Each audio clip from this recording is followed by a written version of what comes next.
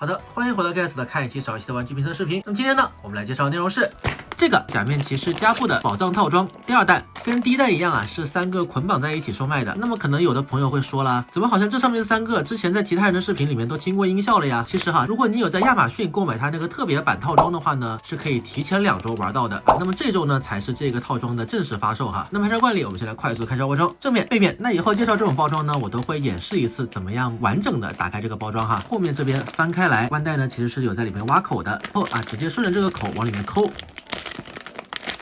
这样子可以直接把它抠开，然后把宝藏从里面取出来。取出来之后，一共就是这3个宝藏，2个加布用的新形态哈，棒棒糖。按侧面打开啊，大概是长这个样子，正面全部都是贴纸。然后是第2个形态哈，这个是棉花糖啊，打开方式跟棒棒糖是一样的。最后一个是假面骑士 Geats 的宝藏啊，那万代之后呢，也是有准备要出这个传奇骑士的宝藏套装哈。那这一次 Geats 呢是不在传奇骑士里面的啊，它直接放在这个通常宝藏套装的第2弹里面。按侧面。大概就是这么样一个感觉。只要看说明书的话呢，就扫包装上面的2维码，里面有份详细的网络说明。外观没有什么特别好介绍的，我们直接来把它跟腰带进行一下联动，听一下变身音效。